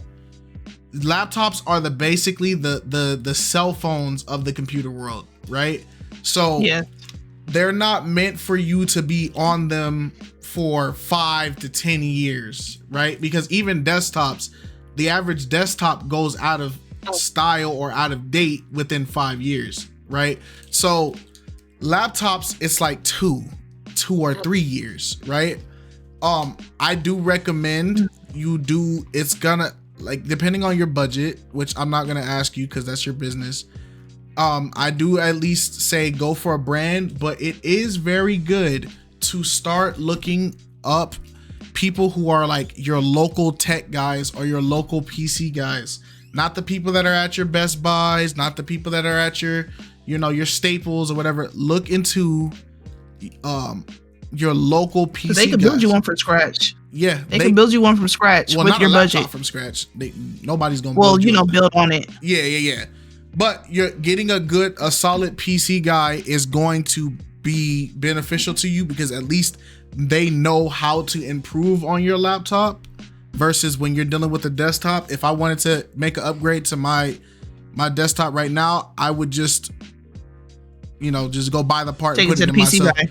But the PC, get a local PC guy, and building a relationship with them. Some of them, they'll finding out you're a regular or somebody that they can trust as a customer, they'll end up building a whole repertoire. We have a PC guy that even though there's nothing wrong with my PC, every 2 years, me and Alex take our PCs over to him just so he can clean them out. Just blow them out. We could do it ourselves, but him having that clientele keeps him open, because there's bigger issues that are going to happen, and having that respect. As soon as he sees us, he knows, hey, I'm gonna get your stuff done in 2 days, 1 day. Yeah, and he fixed my last PC in less than like 2 days, and it would have cost me around like $500 to get a brand new power source, because our area where we live at, we have a lot of power outages. So it blew out my PC completely. He did that for like $200. Got it done in like 2 days. But it is also like Man of War. Oh, go ahead. Talk your talk. Sorry, I was just gonna ask quickly, like, how do you make sure that they don't like install something to turn your camera on and just watch you? Oh, so though, in the event of that, when you are going to these PC guys and you guys are having them work on your stuff, they have to give you a full sheet of everything that they did on your PC. They give you a diagnostics. Yes. And then they give you a sheet of what was added, what was installed, and everything. Your PC guys should naturally do that. When we go to our guys, we get a receipt and he gives us a paper showing every little thing, whether he installed a program or not. It goes on there, because they have to do that to cover their tails. Because say, for instance, you did go home and you notice, hey, my camera be turning on ever since I took it to the PC guy. And you do take it to another guy and get that investigated, and they find out like, yeah, somebody installed this on your PC.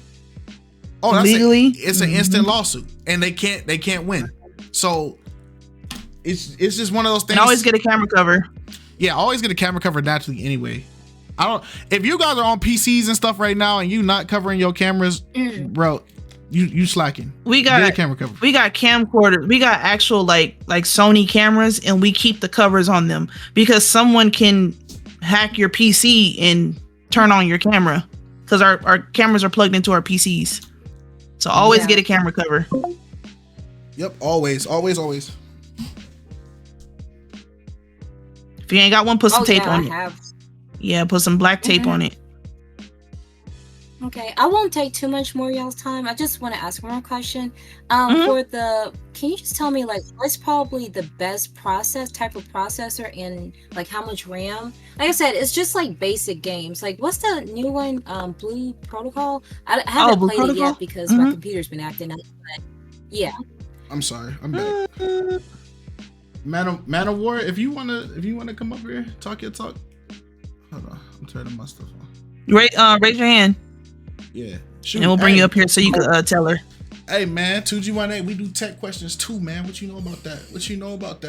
Go ahead, Man of War, talk your talk. Yo, so you just said you want to play basic games. Like how basic are we talking? Basic. Just name some. Like I'll turn the graphics down to the lowest setting. As long as I can play, I'm good. Like he's asking like what games are you playing? Like you playing like because it matters. I heard Blue Protocol. Yeah. Oh, okay. And I know that's an MMO, and usually MMOs they're not supposed to be intensive. So like if you want to play games like let's say like RPGs, RPGs like the newest RPGs like on some let's say Cyberpunk or Witcher 4 when that comes out. You're gonna need a high-end graphics card. Yes.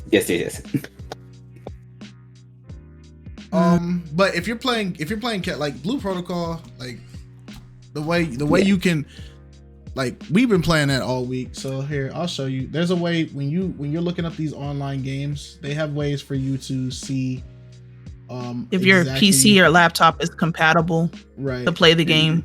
So for instance, oh yeah, that's right, yeah, and so I'm showing people that don't show. You can go to the store let's page. You guys are not seeing it right now. Hold on, I'll show you. Go ahead, talk your talk, man. Are y'all gonna have a guild in We already have a guild in Blue Protocol. We've already been playing. Yep. So let's say you wanna I'm just gonna assume you wanna play the newish RPGs. I would probably suggest, since games are not well optimized currently, especially for PC, you might, sadly it's gonna be expensive, but I would say like at least a 4080 or let's say a RTX like 5060 or 5080, somewhere around there. All right, and then with your processor, you could either go like AMD or Intel. It'd be like the Ryzen 9s. Go for AMD. Intel is bad. Intel bad business. AMD, you get more to work with. But yeah. And in terms of RAM, I would say 16 gigabytes is safe. If you really want to go overkill, 32 or 64. That's what I say. That's it. Shout out to Man of War. Appreciate you. Well, thank y'all so much for y'all's time. And good to speak to you again, KiteZz and Alex. Thank y'all. No problem. You too. Hopefully we'll see you on Blue Protocol. Hopefully be over there. Oh, there's a website I'm gonna drop for you, Autumn. It's right here in the chat. That'll tell you what your PC can, like your laptop, what game it can play based off of the specs and stuff that you have now. Oh, okay. So helpful. Thank y'all again. No problem. No problem. All right, Miles. Okay, I'll go back to the audience. Bye. Bye, Ray. All right, Miles, go ahead. Your topic. So I had two things. That was I be learning every time you guys speak about stuff I don't know. I'm always like in my ear, like, okay, that's duly noted. Wow, things have changed. Like, okay, new technology. Dang, okay, good. Yeah, apparently it was a little funny thing in the comment. I just said just drop 2,000 on the computer. Ain't that what computers cost now? Apparently they're not. But anyway, because that's my mindset. I'm like, I just came with like $3,000 and said, what can I get, and just do it like that. But no, I did have two things to say. I don't know the names exactly, but someone kept asking. I forgot who asked me in the chat about the Pop the Balloon people that had passed away recently. I guess it was like two. It was I think it was dang it, Bear Claw. It was Bear Claw that asked. Okay, yeah. So just like that, just hearing about people passing on Pop the Balloon, when you think about people trying to find love and superficial reasons, it's like wicked that people could possibly have just died alone. It's just with no love. That's just it's unfortunate. But I wanted to touch on the reunion, actually. Okay. Yeah. Well, first I want to give myself a pat on the back on the reunion. I believe the last flock. I remember. I think I was one that I brought up and said, "Hey, they need to do something different. Maybe they should do something where like just the contestants that have matched come together and do something nice." And they kind of did it. Not saying they took my idea, but they kind of like did what I was like bringing up.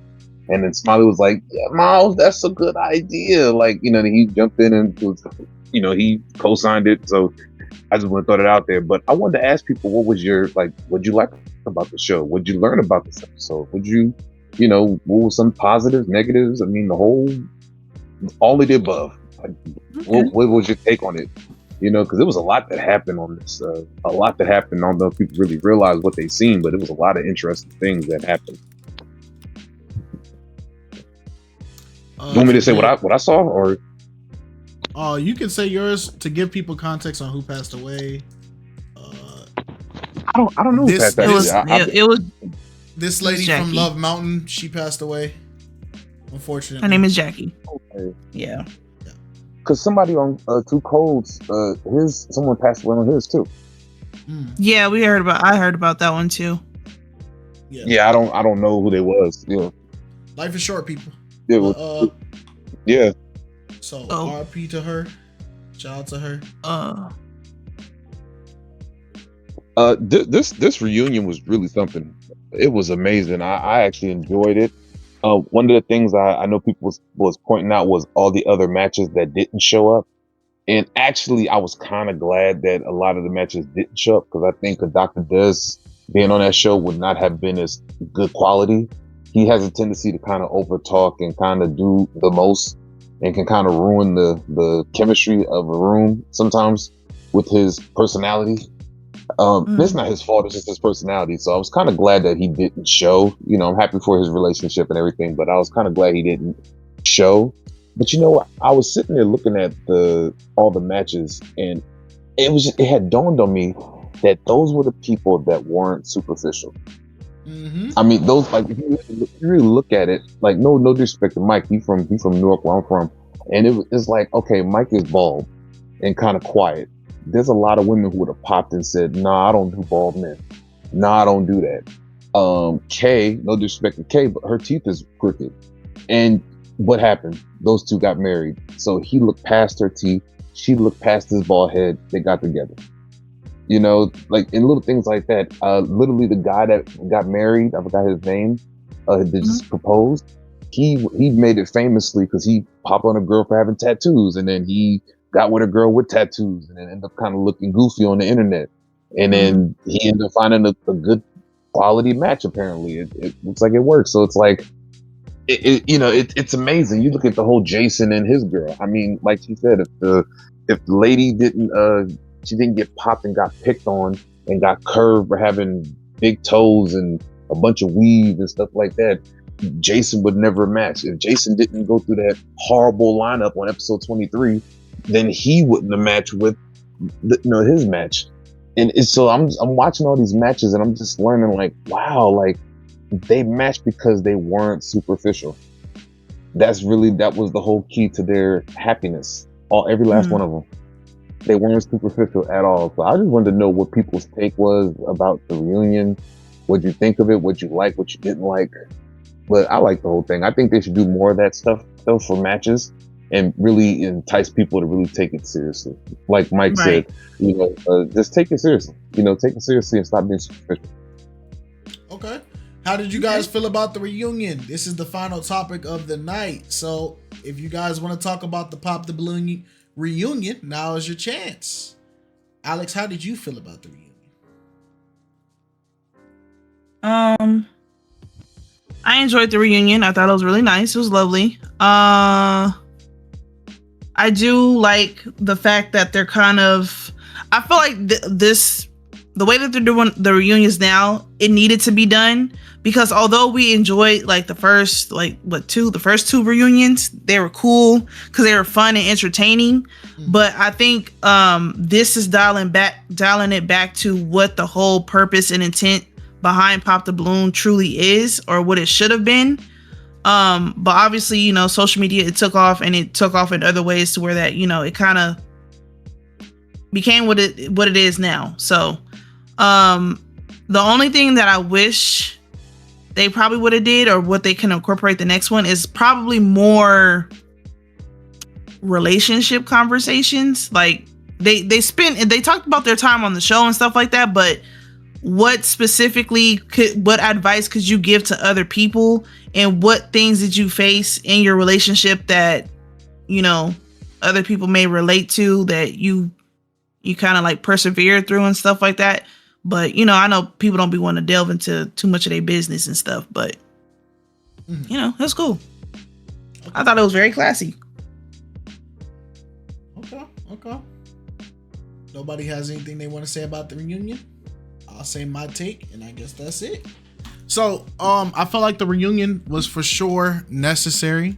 We definitely needed this reunion. We needed to see some positivity. We needed to see that that even though the contestants on the show are doing what they're doing, that's what it looks like when contestants are genuine, and contestants are genuinely trying to find love, and they're coming on the show seriously. And so it's just a matter of a lot of people, I see a lot of the backlash that they got for this reunion. People are saying like, look, this is all that this show has to offer. Like, they only have 5 matches. And the sad reality is this is not even all the couples that match. These are just the couples together that chose to, these are the couples that just chose to show up. There was a lot of couples that are still together after matching that didn't show up to this. We even had Nita, who matched with Josh in our Twitch stream while we were reacting to this live. And so she's still with her match. She just wasn't there.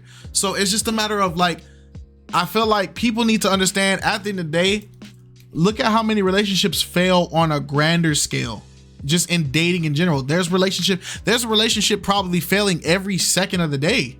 Right now, as we've had this conversation, 5 or 6 people probably broke up. You get what I'm saying? So it's just a matter of, this is a good way to show this is what serious dating looks like. This is a good way to show that even though we've been having all these bad dud contestants, there are some still genuine contestants that are trying to actually get married, find love. And by us seeing that, we get to see that.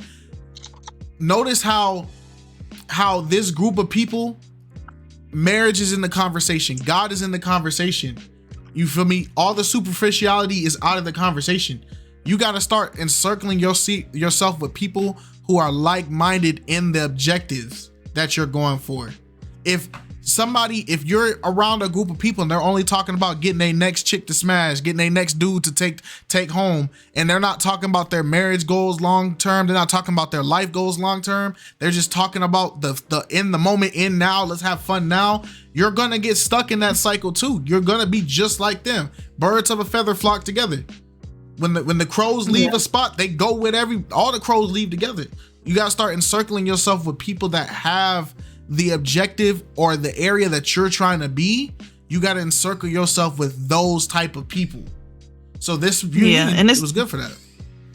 Yeah, and I wanted to add, it's not like how you said the premise of the reunion, all of them were you know, they talked about God, they talked about marriage. They're like, you can see where their intent and their mindset is, and it's not by force. So, because I know there's going to be people out there that say, well, what if I don't want to get married? What if I'm not looking for that? Then this is not the crowd that you need to try to associate yourself with. Mm-hmm. Just apply, do whatever applies to you at the time that whatever you're living in at that moment. But yeah. Oh, I also want to add too, I think it would have been cool if they would have did like couples games, like couples trivia during the reunion, like something small like that. Yeah, I agree. All right, Jules, how did you feel about the reunion? Honestly, I feel like this was a fresh of breath air, or a, what's the saying? A breath of fresh air. Yes, thank you. Yep. That was very much needed for the show, especially from, like you said, all the dud contestants you've been getting. Basically, just the dud episodes we've been getting as of late. I feel like this was a breath of fresh air that was just needed for the show in general. I liked all the people that came on the show, that came out to the reunion. Or the NBM really did their thing. And yeah, that's really about it. Okay. Shout out Jules. Yeah, sure.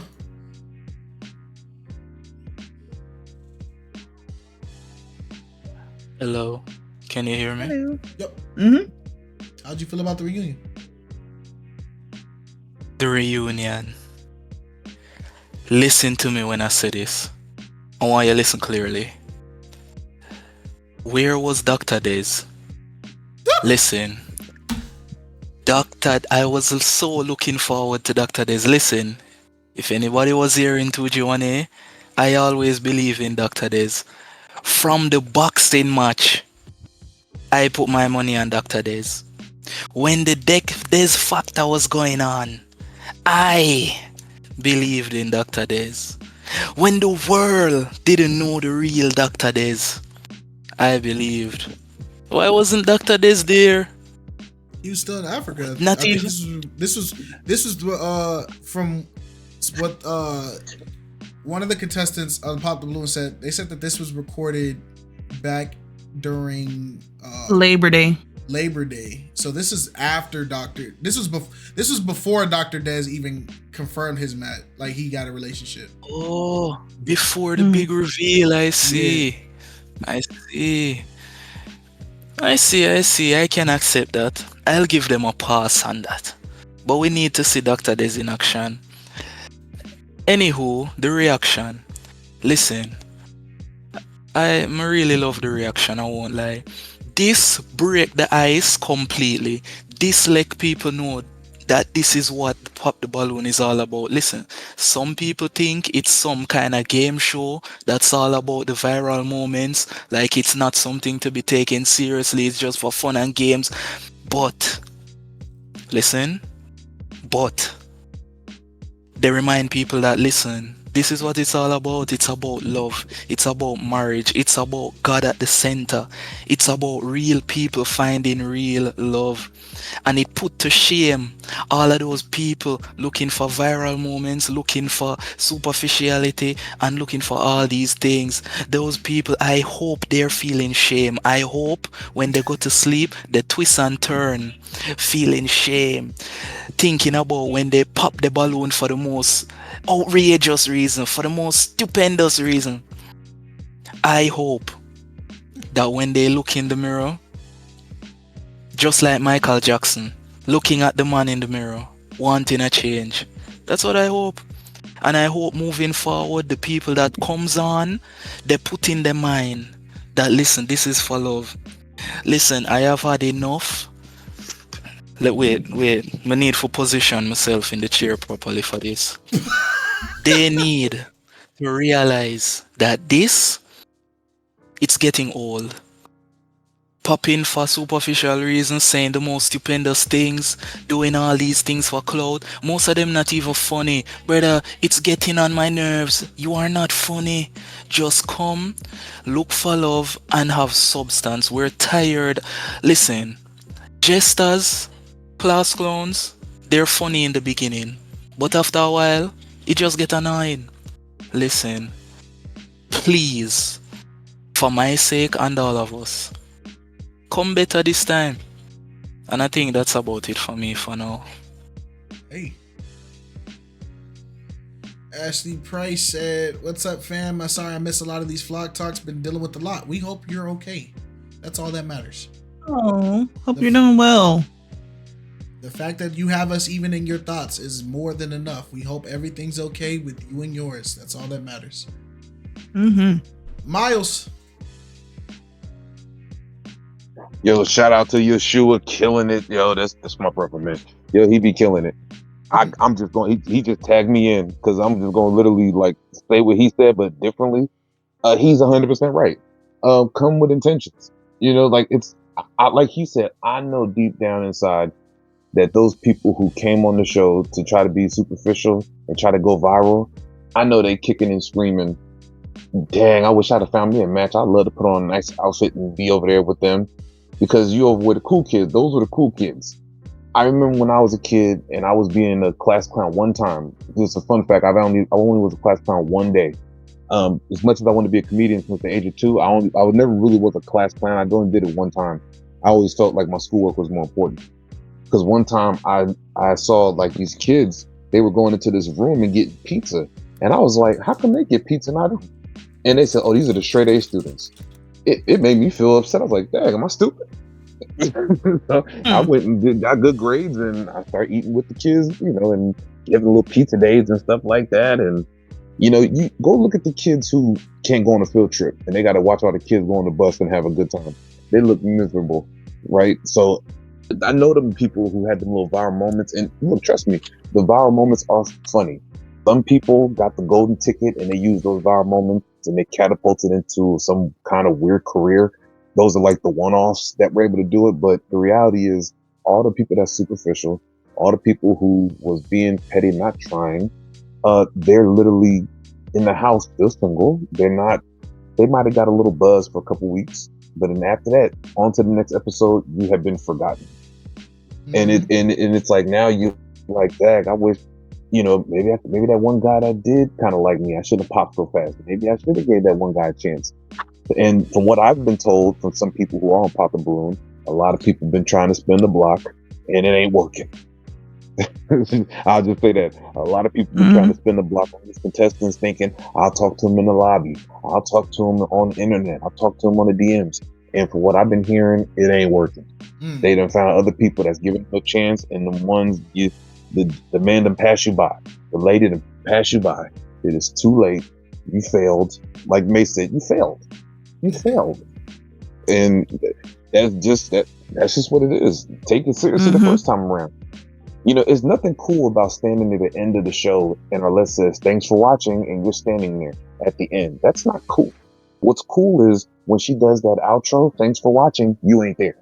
Right. Exactly. You found your match.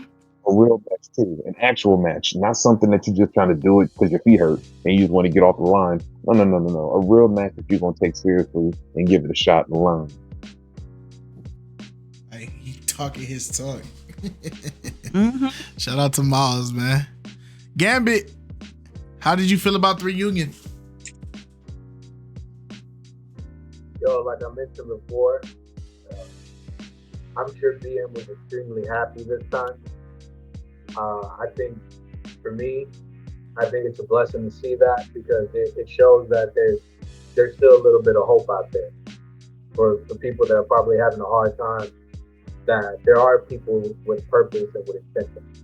And yeah, like the drama is cool and all, but the BM's made a mention of it. The whole point of the show is the real show. We're coming over here to find love. And we're coming over here to find people that we want to be with, or people that we're thinking. And I think that's why, as last time I said, I feel like BM sometimes he may be frustrated because it's kind of like, man, hey baby, sorry, the baby girl came in. It can be frustrating because, you know, it's like you're trying to find somebody that you're trying to put a lot into it, and you see some of those guys. Like even sometimes when I look at the show, I think there'd be some of the guys when you look at the end Like the ones that are being like real intentional, like they're kind of sad. Like they didn't get nobody, or it just they feel like bad, like get nobody. But and I get it because a lot of us probably went through that struggle too. And I honestly think that this time it actually showed that we actually did it. We actually got coupled and we actually made something happen. And we hope that this encourages you guys to come with the purpose, come with intention, come with real good questions so that you can find a proper match for you. I agree. I agree. Gavin talking his talk. I agree 100%. With that being said, it's time to wrap up, people. I would Closing time. I would like to thank everybody for popping out to Flock Talk. If you just came in, don't worry, this will be uploaded. But I want to say I appreciate everybody for the thoughts, ideas, comments, even the interactions that everybody's been able to have. I hope you guys had a fun time. Hope you guys are ready because tomorrow is story time Saturdays. So yay, story game Saturday. Remember the game. We're on The Wolf Among Us. It will be at 2:00. Do not miss it, because if you miss it, you're only gonna be able to see you're gonna be able to see it on, you know what, Mondays when we drop one episode a week. So you got to play catch up. So hope you guys have a great night. We will see you guys tomorrow. I'm about to go get something to eat. My wife made meatloaf. I love meatloaf, and I'm about to go eat some meatloaf. I made meatloaf. Meatloaf. Peace, blessings. Y'all put God first. Love each other. Show kindness to each other. Alex, end it off. Go ahead. Drink water and get you some meatloaf. Hey, shout out to Meatloaf in the chat, man. May he rest in peace, because he getting eaten. All right, y'all. Dogs. Peace. Bye.